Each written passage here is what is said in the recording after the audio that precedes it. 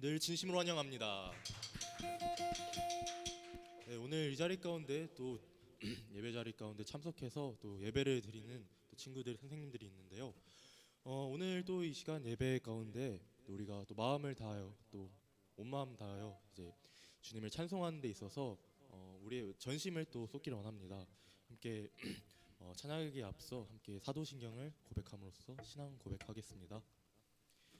전능하사 천지를 만드신 하늘을 그 외아들 우리 주 예수 그리스도를 믿사오니 이는 성령을 잉태하사 동정녀 마리아에게 나시고 본디오 빌라도에게 고난을 받으사 십자가에 못 박혀 죽으시고 장사한 지 사흘 만에 죽은 자 가운데서 다시 살아나시며 하늘에 오르사 전능하신 하나님 우편에 앉으시다가 재료로서 산 자와 죽은 자를 심판하러 오시리라. 성령을 믿사오며 거룩한 공예와 성도가 서로 교통하는 것과 죄를 사하여 주신 것과 몸이 다시 사는 것과 영원히 사는 것을 믿사옵나이다. 아멘. 네, 이 시간 우리 함께 찬양하기를 소망하는데요. 함께 일어나서 박수 치면서 함께 찬양하기를 원합니다. 주님이 주시는 그 크신 은혜와 또 사랑 가운데 우리의 영혼들이 또 기뻐서 함께 박수 치면서 찬양하기를 소망합니다. 함께 주 이름 찬양 찬송하겠습니다.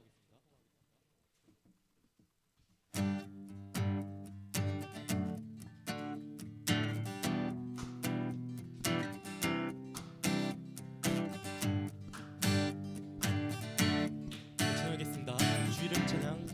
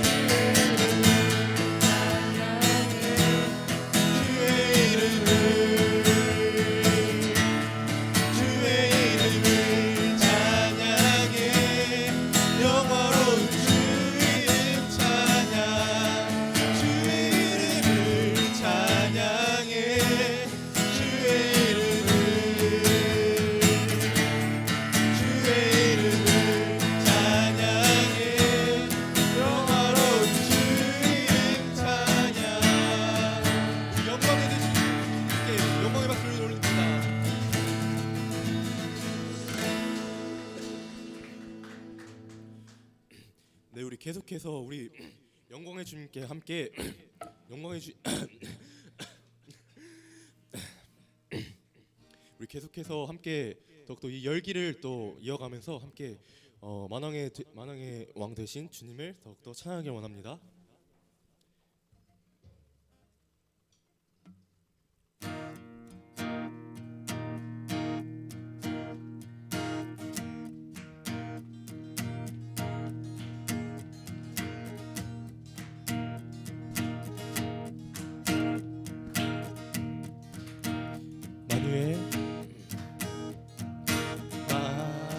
만유의 주제 존귀하신 예수 인자가 되신 하나님 나 사모하여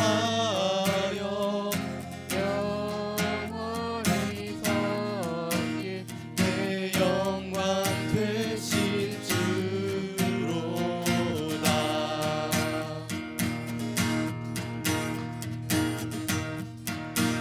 화려한 동산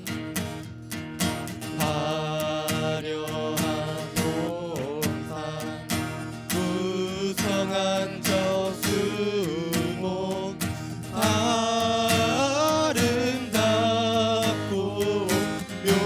묘하나 순결한 예수 더 아름다워 봄 같은 기쁨 주시네. 내 영혼아 주를 찬양하라. 영광의 왕 만유의 주께 영광 주를 찬양하라. 영광의 왕 만유의 주께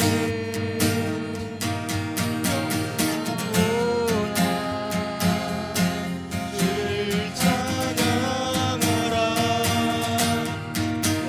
영광의 왕 만유의 주께 광명한 해와 영광한 저 달빛 수많은 별들 빛이나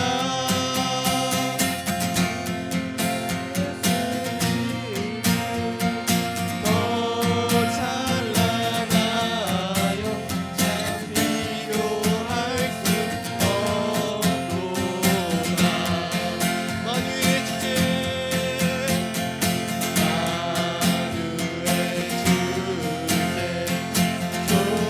존귀하신 예수 인자가 되신 하나님 사모하여 영원히 섬길 내 영광 되신 주로다. 영광 되신 내 영광 되신 주로다.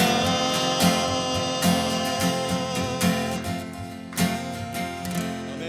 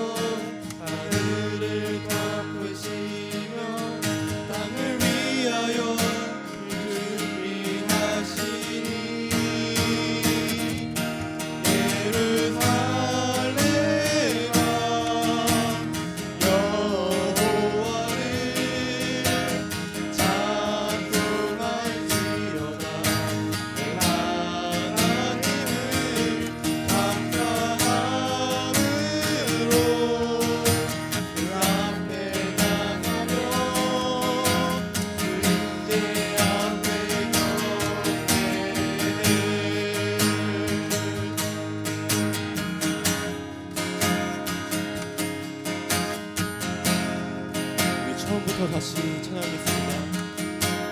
우리 주는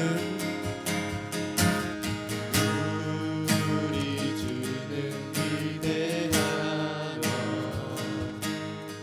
능력이 많으시도다.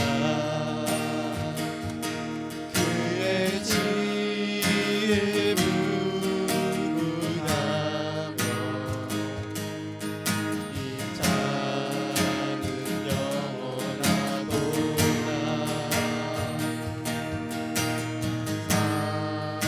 주님의 상한 자들을 고치신다. 상처를 싸매시도다. 별들의 수를 세시며 이름을 지셨도다. 그가 구름으로 하늘을 덮으시며 땅을 위하여 은혜하신 그가 구름으로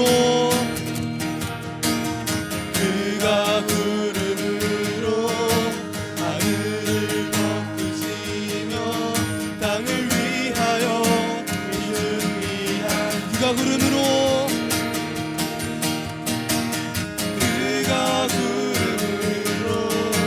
하늘을 덮으시며 땅을 위하여 믿음이하시니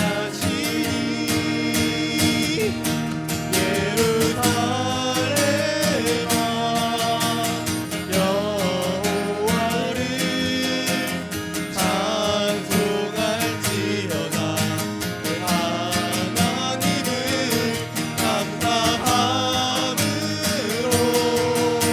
그 앞에 나가며 주인제 앞에 경배.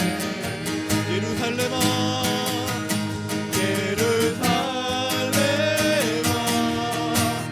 여호와를 찬송할지어다. 그 하나님을 감사함으로 그 앞에 나가며 주인제 앞에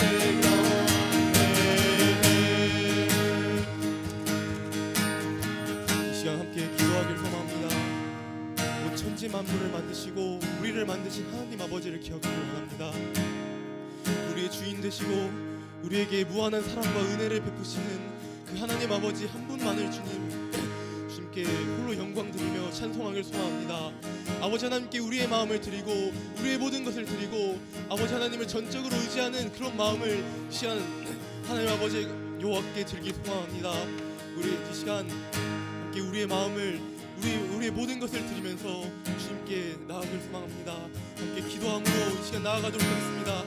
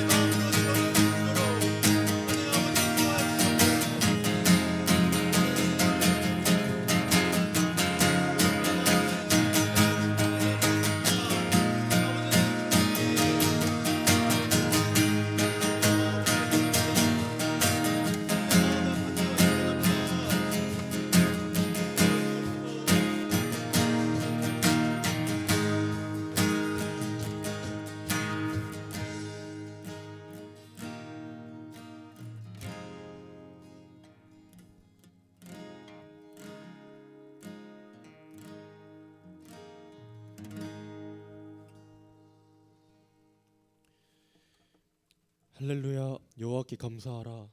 그는 선하시며 그 인자하심이 영원함이로다.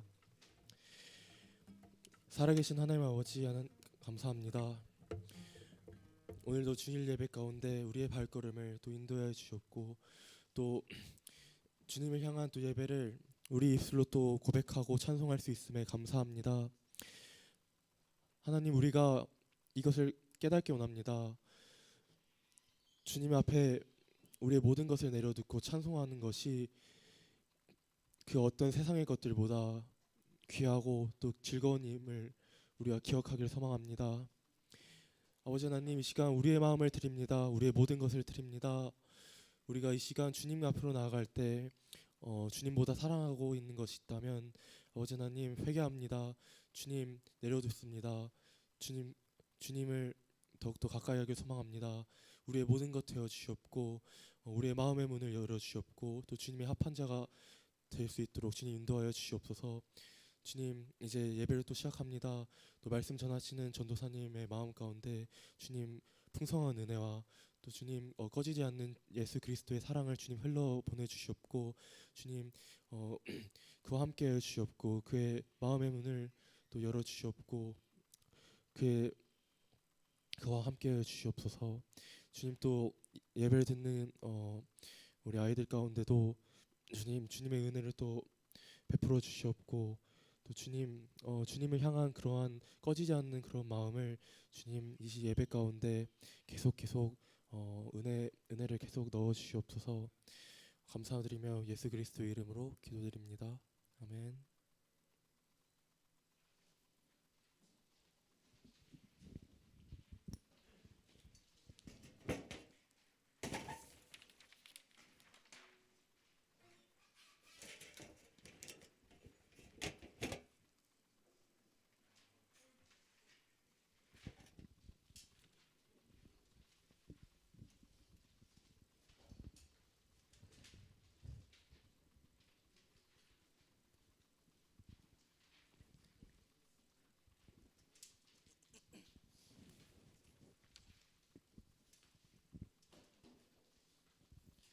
이 시간에는 우리 준비한 예물을 두고 하나님께 봉헌하는 시간 갖도록 하겠습니다.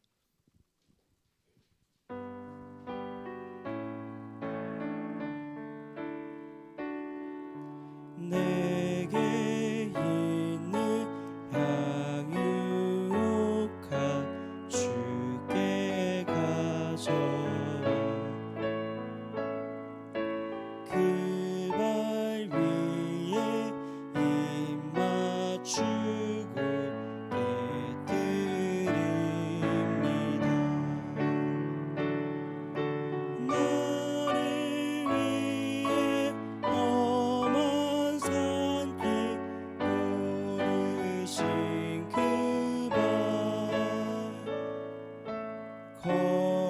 걸음마다 크신 사랑 새겨 놓았네. 우리 드린 예물을 두고 기도하도록 하겠습니다.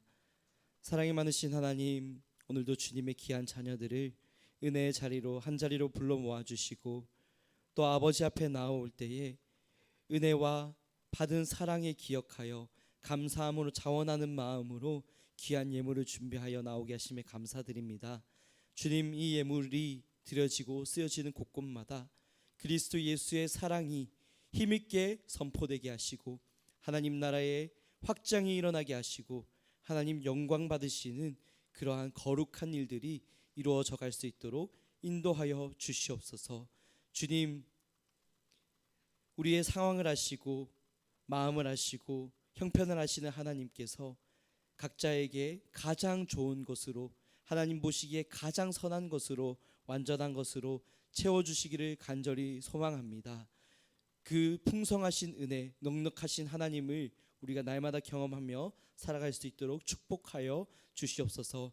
주님 또한 준비하지 못한 손길들이 있더라도 위로하여 주시옵시고 예물을 받으시는 것이 아니라 마음의 중심을 기뻐 받으시는 하나님께서 아버지께 우리의 삶을 다한 우리의 정성을 다한 예배를 드릴 때에 동일한 은혜로 함께하여 주시기를 소망합니다.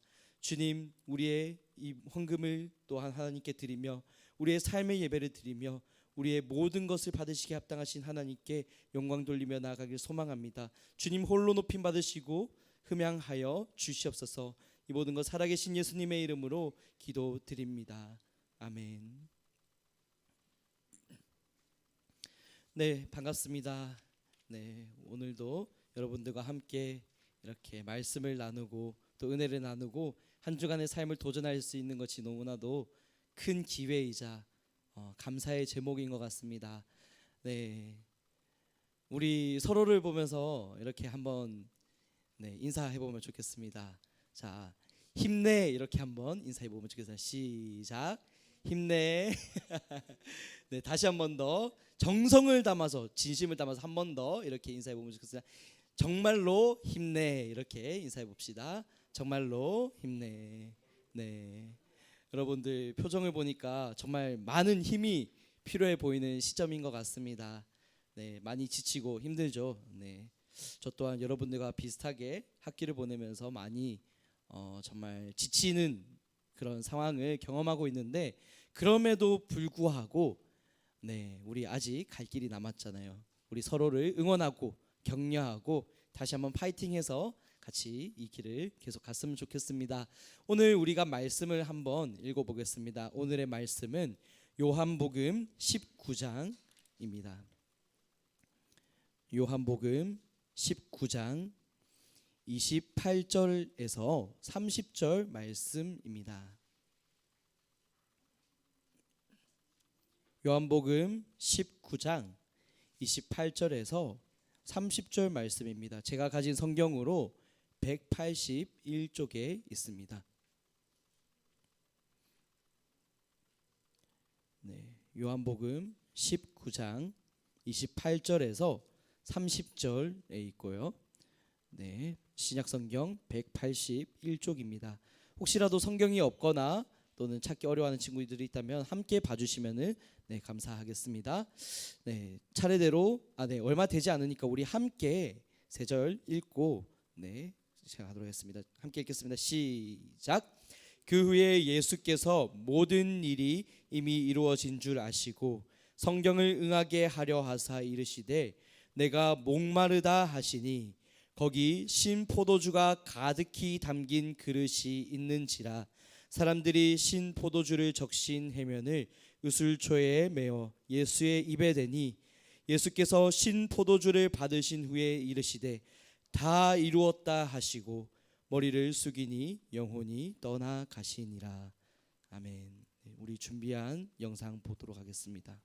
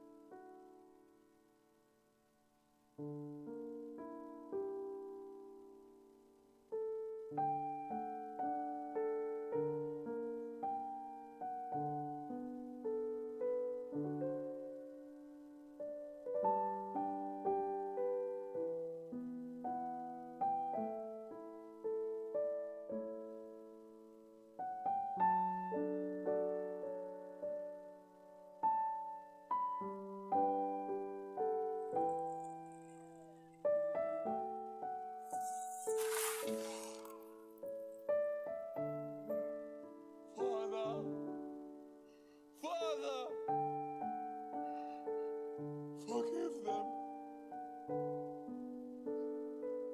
for they know not what they do.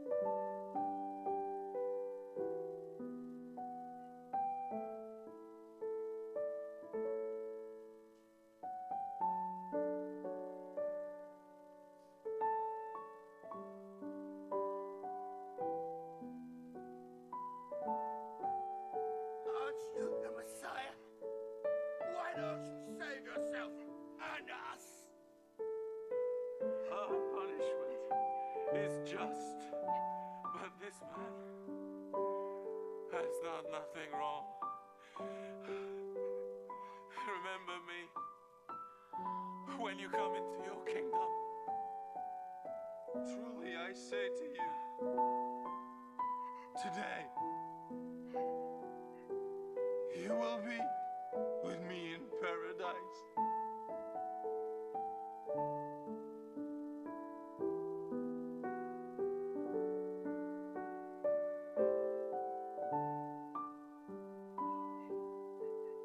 Mother, this is your son. John, this is your mother.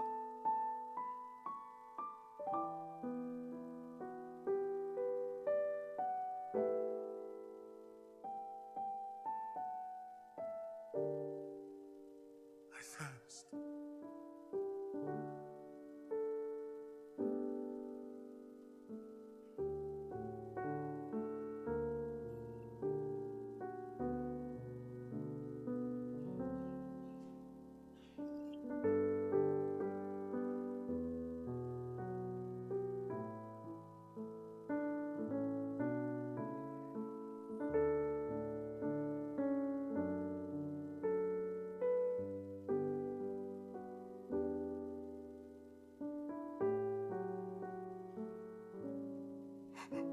My God.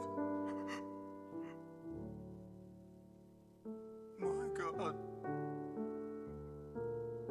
Why have you forsaken me?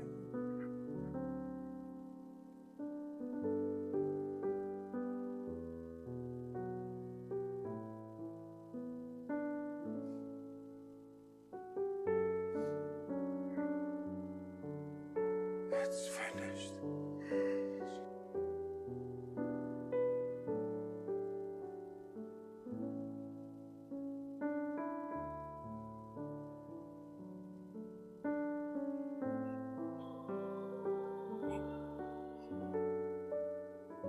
Father, into your hands I commend my spirit.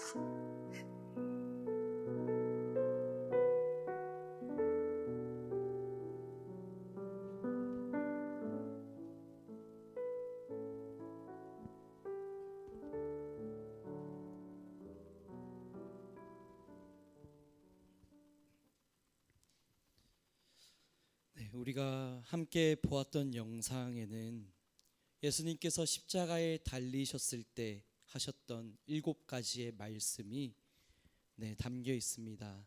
이 7가지의 말씀, 십자가 위에서 하신 7가지의 말씀이라고 해서 가상칠언이라고 불리는 이 말씀은 오늘 우리가 함께 보았던 다 이루었다라는 본문의 말씀도 포함되어 있습니다.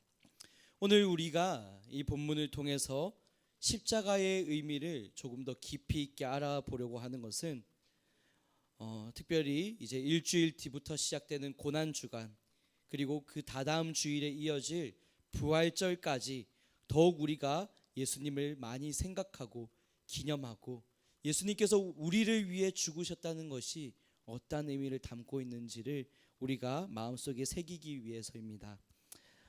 이 고난 주간과 부활절을 기념하는 시기를 교회에서는 사순절이라고 부르는데요.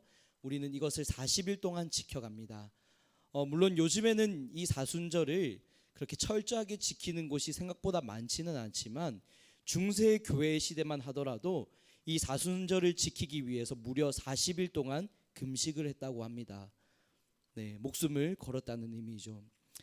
우리가 그것을 다시 한번 생각해 볼 때에 예수님의 십자가가 우리의 인생과 얼마나 큰 연관이 있는지 다시 한번 그 위대한 의미에 대해서 생각을 해보게 됩니다.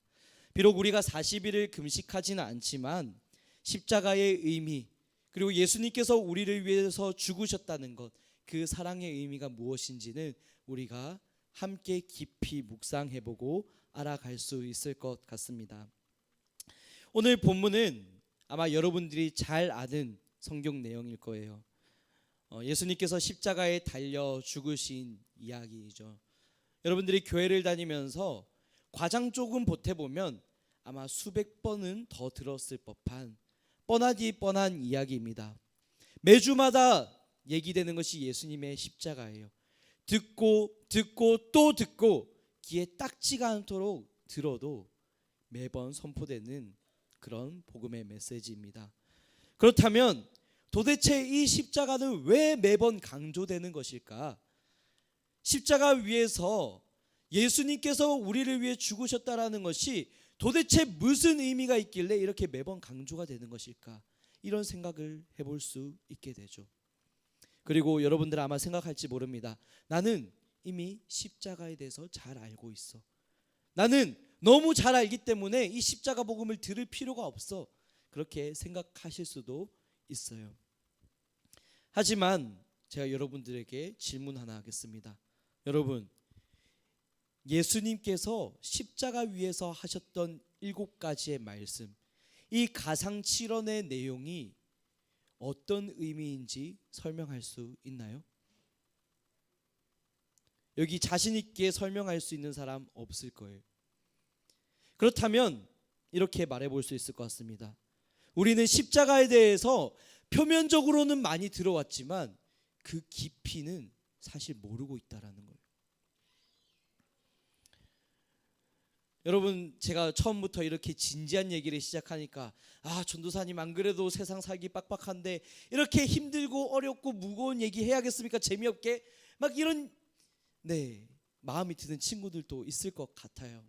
근데 너무 죄송한데 세상은 십자가를 알지 못하는 교인들을 존중하지 않습니다. 이단들도 마찬가지예요. 십자가의 깊은 의미에 대해서 설명조차 하지 못하고 알지 못하는 크리스천을 두려워하지 않습니다. 마귀라고 다를까요? 십자가를 모르는 성도를 마귀가 경계하겠습니까? 신경도 안 쓰는 거예요. 난 이미 성경 지식, 십자가에 대한 이야기를 수도 없이 많이 들어왔어. 그렇게 자부할지라도 그 사람의 삶과 십자가는 연결되어 있는지 또 한번 돌아보아야 합니다. 만약 이 십자가가 내 삶과 연관이 없다면, 내 삶을 변화시키고 있지 못하다면, 그렇다면 너무나도 비극적인 일이라는 거예요. 세상이 존중하지 않아요. 이단들도 두려워하지 않습니다. 마귀조차 신경 쓰지 않는 그런 깡통 같은, 빈 깡통 같은 신앙 가지고서 우리가 살아간다는 거예요. 겉은 그럴싸해 보이죠. 거룩해 보이죠. 하지만 거룩한 능력 하나 없는 그런 홀뿐인 신앙에, 껍데기 같은 신앙에 머무를 때가 너무 많다는 겁니다. 평생을 교회를 다녀도 변화되지 않는 삶, 십자가가 내 삶 작은 습관 하나조차도 바꾸지 못하는 인생, 그런 인생들을 보면서 세상은 이렇게 평가합니다. 종교가 타락했다. 기독교도 똑같다. 속물적인 기독교다. 손가락질할 거예요. 그것은 우리에게 너무나도 비참한 일이 될 거예요. 그렇기 때문에 우리는 십자가를 알아야 합니다. 표면적으로만 아는 것이 아니라 깊이 알아야 돼요. 그리고 이 시간을 통해서 그 십자가가 내 삶과 직접적으로 연결되는 시간이 되길 소망해요. 더 이상 머리에 머물러 있는 십자가 지식이 아니라 내 심장과 관통되어 이어지는 시간이 되기를 소망합니다. 그 십자가가 내 삶의 작은 습관부터 시작해서 모든 것을 다 바꾸어가는 그런 은혜의 시간, 변화의 시간이 되기를 주님의 이름으로 축복합니다. 예수님의 인생을 한마디로 표현을 하면요, 하나님의 말씀을 이루어간 인생이라고 말을 할 수 있어요. 하나님의 말씀을 이루어간 인생. 우리 한번 따라해 볼까요? 시작. 하나님의 말씀을 이루어간 인생. 이것이 예수님의 삶을 한마디로 표현할 수 있는 말이에요. 예수님께서 하나님의 말씀을 이루셨다는 것은 무슨 의미이냐면, 구약 성경의 수많은 예언들과 약속들을 정말로 실제적으로 성취하시고 완성하셨다는 건데요. 여기서 그치지 않고 더 나아가서 하나님의 구원의 계획을 완전하게 완성하셨다라는 것을 의미하기도 합니다. 그리고 이것을 잘 표현하고 있는 성경 본문이 바로 오늘 함께 읽었던 요한복음 19장 30절, 다 이루었다라는 말입니다. 다 이루었다라는 예수님의 선포, 그 선포와 같이 예수님은 실제로 하나님의 말씀과 예언을 하나하나 다 성취하신 인생이었어요. 예수님의 탄생부터 죽음에 이르기까지 삶의 모든 순간이 하나님의 말씀을 완성하시고 이루어간, 언약을 이루어간, 예언을 이루어간 인생이었다는 겁니다. 우리는 그 과정을 성경 말씀을 통해서 하나하나 퍼즐처럼 찾아볼 수 있는데, 이 퍼즐을 한 군데로 잘 모아보면 구원이라는 이름의 커다란 그림이 하나 완성이 돼요. 그 퍼즐 조각은 너무나도 셀 수 없이 많아요. 하지만 시간 관계상 중요한 몇 가지의 말씀만 제가 여러분들에게 짚고 넘어가면서 예수님께서 정말로 하나님의 약속을, 그 예언들을, 구약에 선포되었던 그 말씀들을 성취하셨는가를 짚어보면서 가려고 합니다. 여러분들의 이해가 쉽도록 쉬운 성경으로 준비를 했는데, 자막을 통해서 여러분들이 그 흐름을 같이 따라와 주시면 좋겠습니다. 첫 번째입니다. 자막. 네. 여러분들 함께 자막 봐주시면서 저의 이야기를 들어주세요. 이스라엘을 다스리고 통치하실 영원한 왕이 베들레헴에서 태어날 거라고 미가서 5장 2절 말씀에서 예언을 하고 있어요. 그리고 예수님께서는 실제로 이 미가서 5장 2절의 말씀을 성취하기 위해서 베들레헴에서 태어나셔서 말 구유에, 그 비천한 말 구유에 누이셨고 이 예언의 말씀을 성취하셨습니다. 다음입니다. 이사야 7장 말씀입니다. 이사야 7장 말씀과 같이 예수님께서는 성령으로 잉태하셔서 동정녀의 몸, 처녀의 몸인 마리아에게서 태어나셨어요. 그리고 스가랴서 9장 말씀과 같이 갈릴리를 중심으로 사역을 하셨습니다. 그 다음 말씀입니다. 스가랴서 9장 9절 말씀입니다. 예수님은 겸손한 왕의 모습으로 오셨어요. 그래서 예루살렘 성에 입성하실 때에 어린 나귀 새끼를 타고 입성하십니다. 그때 사람들은 종려나무 가지를 꺾어서 바닥에 깔고 호산나 호산나 다윗의 자손이여, 구원하실 이름으로 오신 예수시여 하면서 선포하였다는 것을 우리는 복음서의 말씀을 통해서 다시 한번 확인해 볼 수 있습니다. 그리고 이사야서 53장의 내용과 같이 마침내 예수님께서는 우리 인류의 죄를 대신 지고 십자가에 못 박혀서 죽으셨어요. 이사야서 53장에서 예언된 것처럼 하나님의 심판을 대신 지고 가는 어린 양, 그 대속의 제물이 되어서 고난의 종으로서 인류의 죄를 대신 지고 대속의 제물로 죽임을 당하셨다는 거예요. 예수님께 죄가 있었나요? 아니요. 그 어떤 흠도 죄도 티끌도 찾아볼 수 없는 예수님이었습니다. 그런 예수님이 왜 십자가에 죽으셨어야 했나요? 그것이 바로 하나님의 뜻이었기 때문이에요. 우리 죄인들을 구원하기 위한 하나님의 계획이었다는 겁니다. 예수님께서 십자가에 비참하게 달려 죽으신 것은 하나님의 말씀과 예언을 성취하신 일이었다는 거예요. 십자가 위에서 수많은 사람들의 조롱을 당합니다.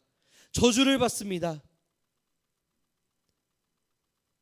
그때 예수님께서는 그들을 위해 하나님께 기도하십니다. 아버지, 저들의 죄를 용서해 주십시오. 자기들이 하고 있는 일이 무엇인지 모릅니다. 저들을 용서해 주세요. 하나님의 아들 예수 그리스도를 향해 저주하는 그 무례한 소리를 잠재우시고 그들을 대신해서 하나님께 용서를 구하고 있는 거예요. 그런데 그때 십자가에 달렸던 한 강도가 예수님을 저주하기 시작합니다. 이보게 예수, 당신이 그러고도 하나님의 아들인가? 당신이 하나님의 아들이라면 지금 당장 나를 이 십자가에서 내려보게. 나 하나도 구원하지 못하고 당신 하나도 십자가에서 내려오지 못하는 게 무슨 메시아인가? 무슨 하나님의 아들인가?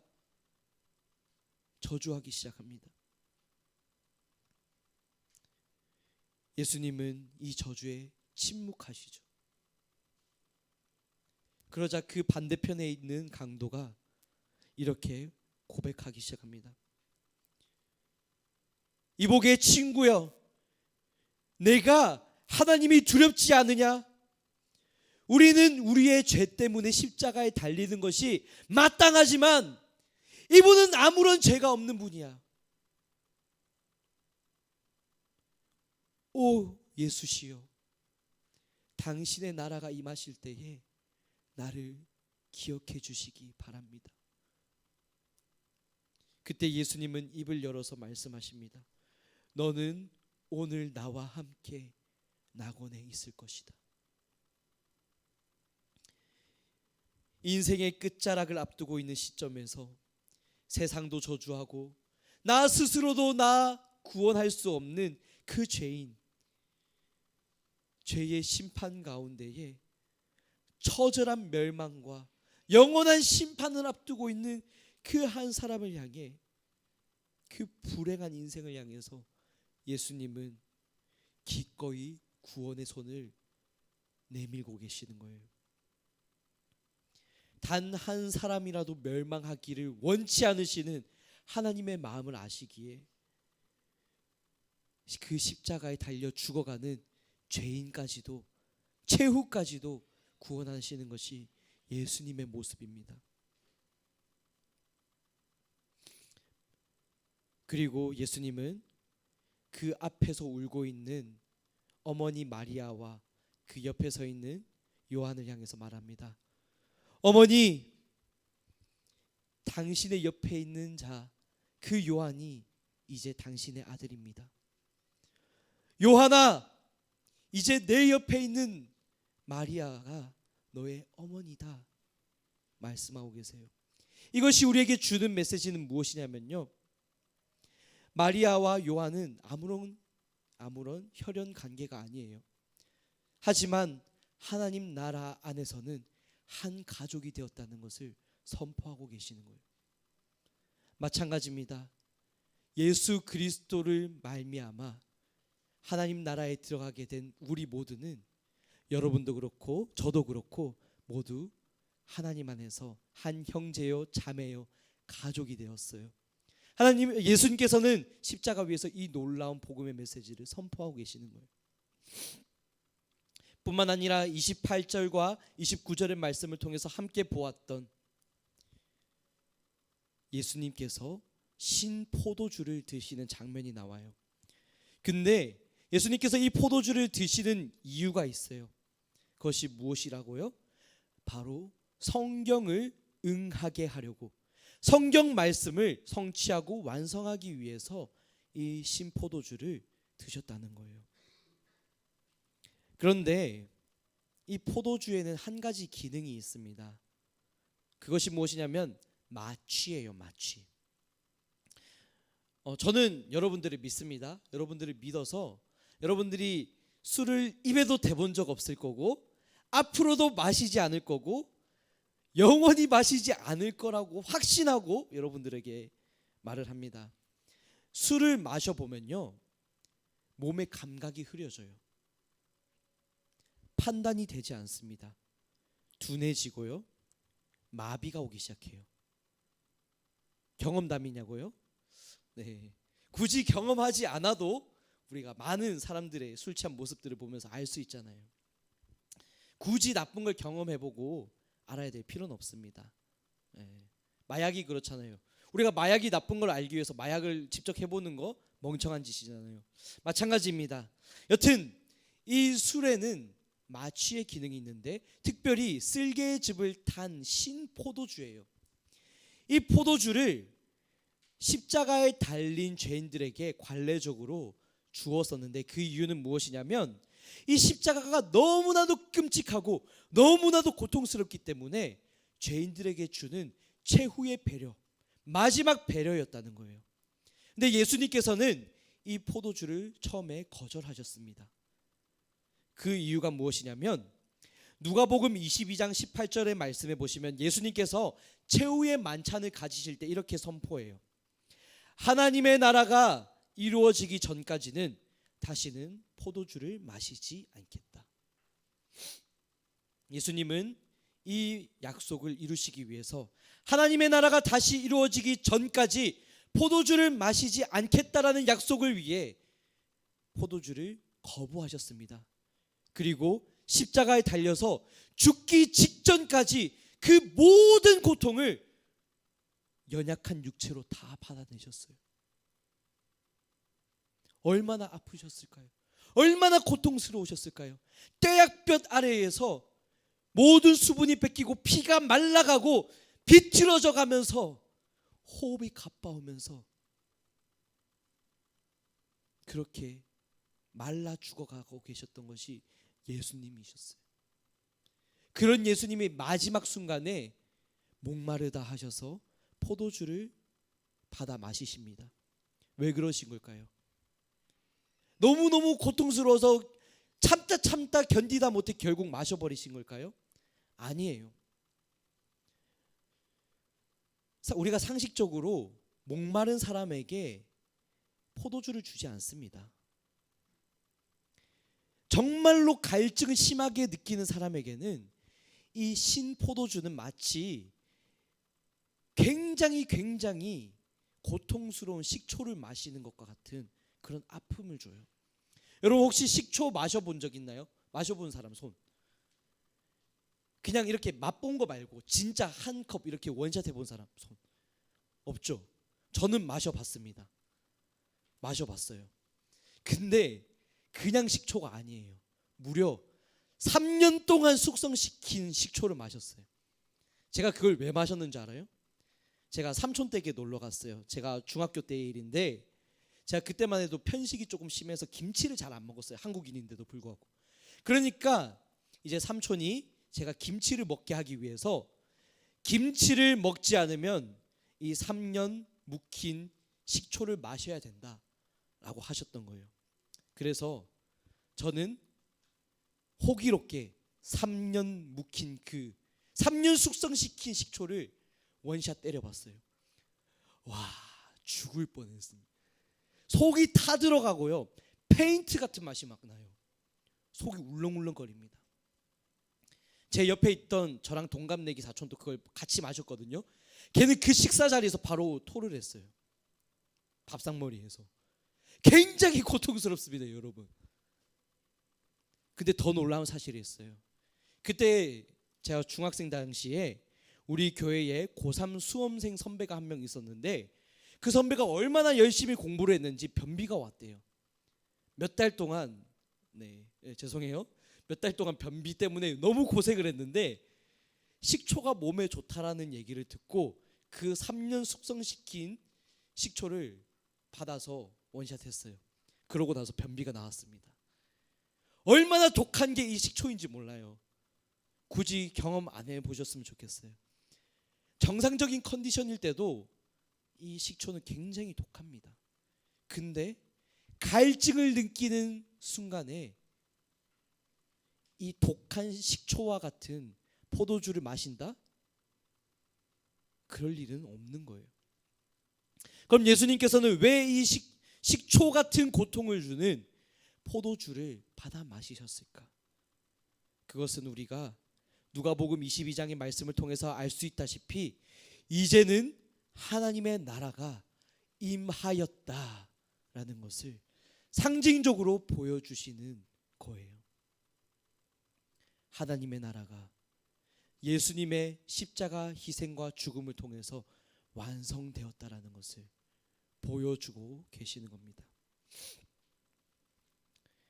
그 나라에 누가 들어가게 되는 걸까요? 수많은 믿음의 선배들이 들어갑니다.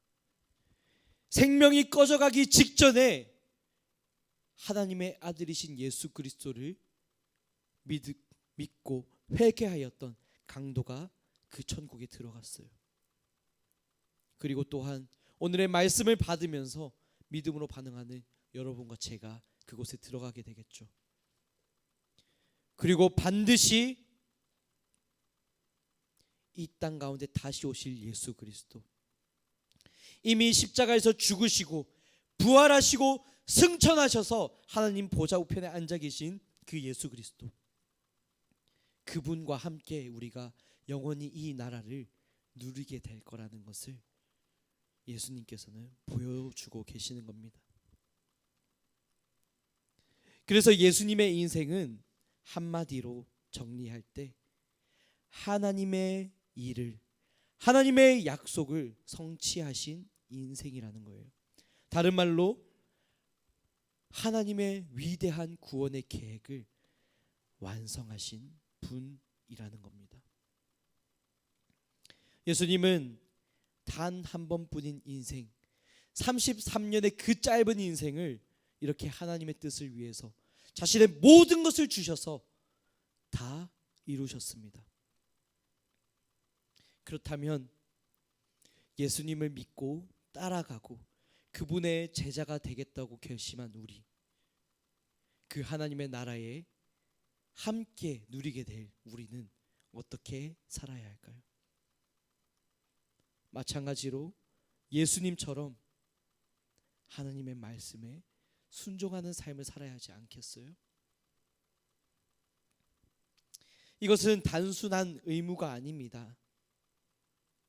마치 그 3년 숙성시킨 식초 마시지 않으면 너 죽어, 이런 게 아니라, 강제적으로 따라가야 되는 그런 일이 아니라, 예수님께서 이미 보여주신 모범, 예수님께서 이미 우리에게 주신 사랑, 예수님께서 우리에게 부어주신 그 모든 것을 우리가 기쁨과 감사함으로 받을 때에 마땅히 기꺼이 감사함으로 순종하며 따라갈 수 있는 길이 바로 이 예수의 길이라는 겁니다.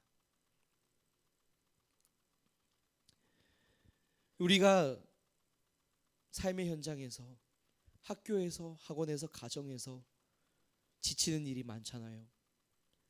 우리 마음이 무너지는 경우가 많잖아요. 우리의 믿음의 결단이 바스라져가는 그런 순간들을 많이 경험하잖아요. 그때 우리는 어떻게 해야 할까요? 예수님을 깊이 생각해야 되는 거예요. 예수님의 희생, 예수님의 사랑, 그 크고 놀라운 은혜, 십자가에서 자기의 인생 모든 것 다 내려드시고 마지막 호흡, 마지막 생명의 심지가 꺼져가기까지 하나님께 올인하셨던 그 예수님을 우리는 깊이 묵상해야 되는 겁니다. 그 예수님을 우리가 묵상할 때, 그 예수님이 우리와 관련된 인생이 될 때, 예수의 십자가가 더 이상 내 지식에서 머무르는 것이 아니라 나의 심장을 관통할 때 우리 삶은 다시 일어날 수 있는 거예요. 험해 보이는 길, 좁아 보이는 길, 순종하기 어려워 보이는 그 십자가의 길, 우리는 감사함으로, 은혜로, 기쁨으로 기꺼이 다시 걸어갈 수 있는 겁니다. 그런 은혜가 여러분과 저에게 있기를 소망합니다. 여러분, 학기를 지나가면서 많이 지쳐 있을 거예요. 여러분들의 믿음의 다짐들이 많이 무너져 있을 겁니다. 그때 우리가 다시 예수님을 바라봅시다.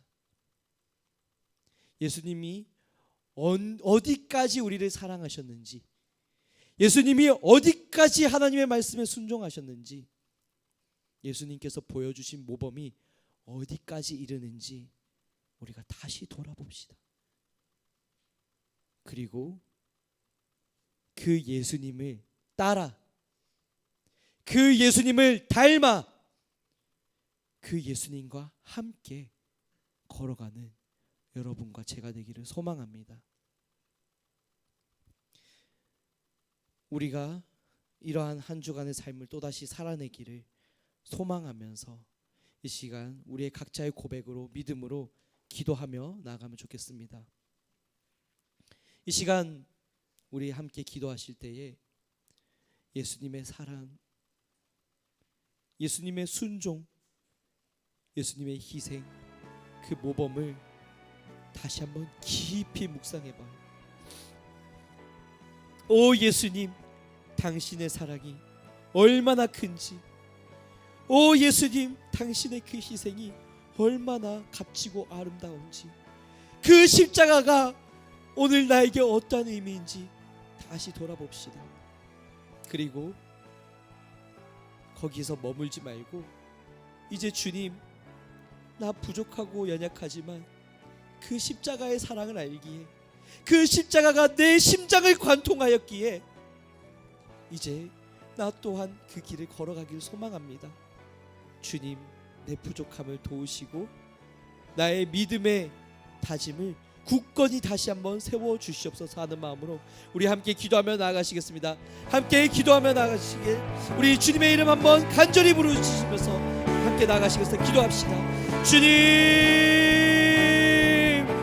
오 사랑이 많으신 하나님 아버지, 이 시간 우리가 다시 한번 예수의 십자가를 깊이 묵상합니다. 십자가에서 다 이루셨다 하셨던 그 예수님의 선포를 기억하며 하나님께 나의 인생을 맡겨드립니다 고백하셨던 예수님의 그 고백을 우리가 바라보며, 주님, 우리가 다시 한번 이미 당신께서 이루신 그 십자가 복음을 우리 마음속에 생명으로 받아들이기 원합니다. 더 이상 우리의 머리의 지식과 관념과 아버지 그러한 습관처럼 이어지는 인생이 아니라 주님, 이 지식이 우리 마음 가운데 녹아내리고 우리 마음 깊숙이 심겨져서 우리의 굳은 마음을 기경하고 우리의 돌박과 같은 마음을 새롭게 하며 예수의 십자가 그 복음의 생명력이 우리 마음 깊숙이 심겨질 때에 예수의 십자가가 우리의 심장을 관통하게 하시고 우리의 머리와 우리의 심장이 가까워지는 그런 놀라운 은혜의 역사가 있을 수 있도록 인도하여 주시옵소서. 오 예수님, 당신의 사랑이 얼마나 큰지, 오 예수님, 당신의 희생이 얼마나 값지고 위대한지, 그 희생이 얼마나 영광스러운지 우리가 다시 한번 돌아보며 깊이 묵상합니다. 예수님, 우리를 사랑하셔서 끝까지 견뎌내셨던 그 고통 다시 한번 기억하며 우리 또한 그 예수님의 희생을 기억하며 다시 한번 믿음의 결단으로 일어나 걸어가기를 소망합니다. 주님, 우리의 부족한 고백, 우리의 부족한 믿음, 우리의 넘어지고 실패하고 좌절하고 쓰러지는 이 연약함을 극일하게 주시옵시고 우리의 실패와 좌절을 딛고 다시 한번 믿음의 결단으로 나아갈 때에 하나님, 우리를 굳건히 일으켜 주시옵시고 예수님과 같이 하나님의 말씀에 순종하며 하나님의 말씀을 다 이루며 하나님을 영화롭게 하는 삶을 살아갈 수 있는 우리 모두가 될 수 있도록 인도하여 주시옵소서. 우리의 마지막 순간, 우리의 인생의 찰나의 순간에 주 없이 살지 않았다고, 오직 하나님만을 위하여 살았다고, 그 말씀에 순종하며 살았다고 고백할 수 있는 우리 인생이 되게 하시고, 주님, 당신께 하나님께 우리의 삶을 바쳤습니다. 하나님께 우리의 삶을 맡겨드렸습니다. 그렇게 고백할 수 있는 멋진 인생, 복된 인생, 믿음의 인생이 될 수 있도록 주님 다시 한번 세워주시옵시고 붙들어 주시기를 간절히 소망합니다.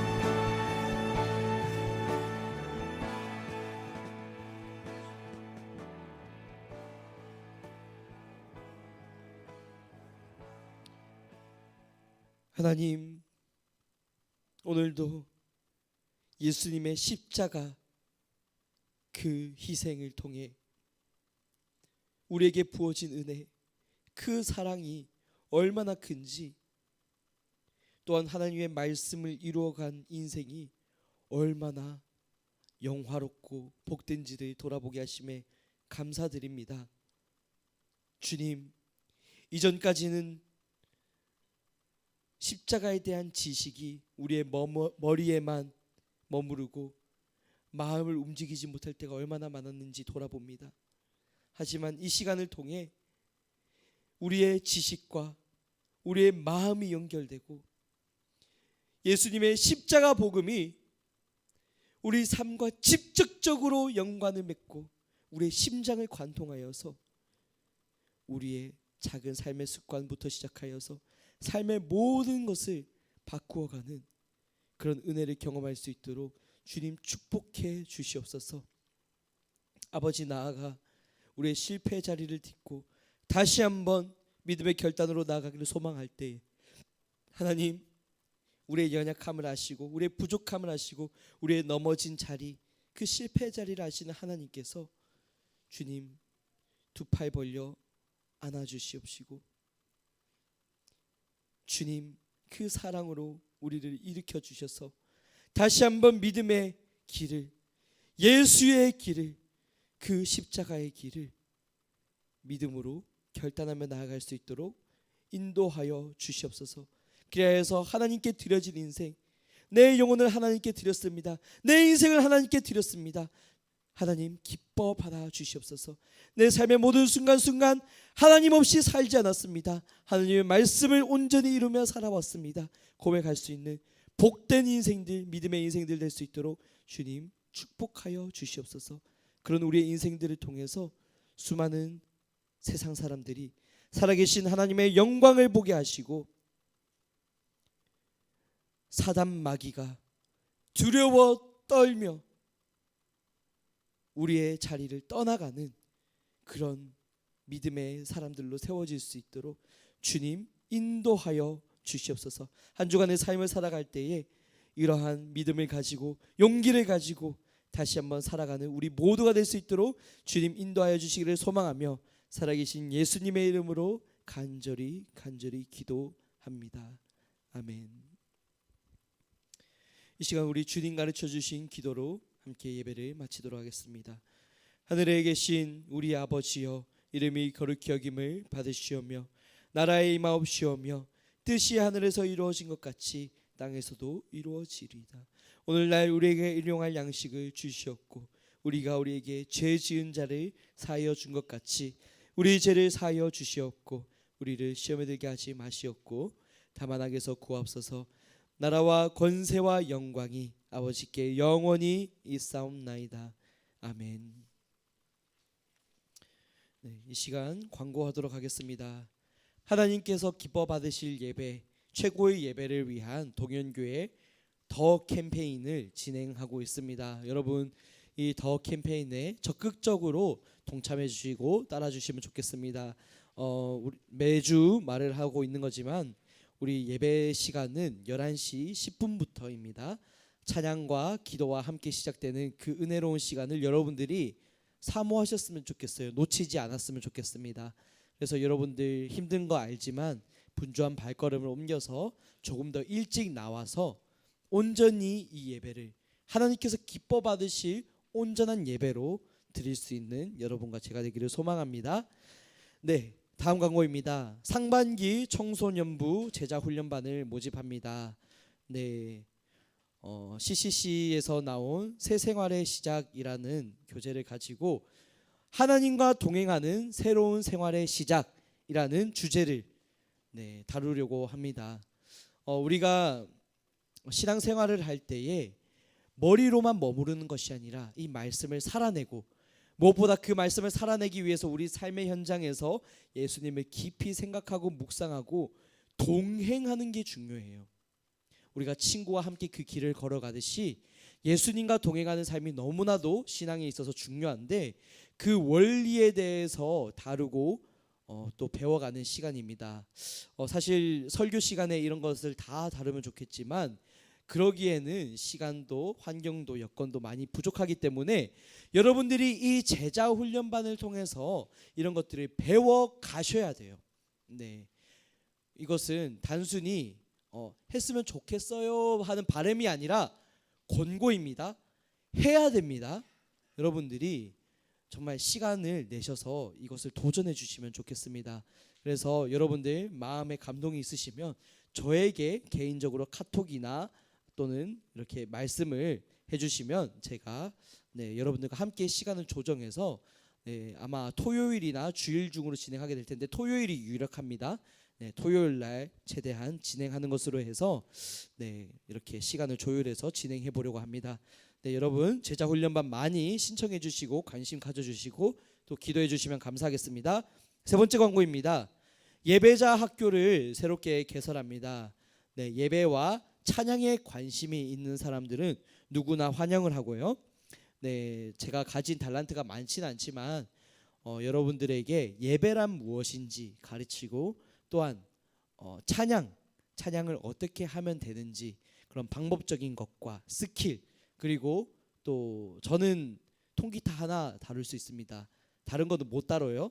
통기타 간단하게 여러분들에게 가르쳐 줄 수 있는데 이 예배자 학교를 통해서 이런 것들을 배워가기 원하시는 분들 또한 저에게 문의해 주시면 좋겠습니다. 네 번째 광고입니다. 예배 후에 반별 모임이 있습니다. 이 주보 안에 있는 나눔 포인트를 통해서 여러분 확인해 주시고 다음 한 주간의 삶을 도전해 주시면 좋겠습니다. 마지막 광고입니다. 예배 장소 및 교회 건물 이용하신 후에 깔끔하게 정리해 주시고 그렇게 돌아가 주시면 좋겠습니다. 이상으로 모든 순서 마치고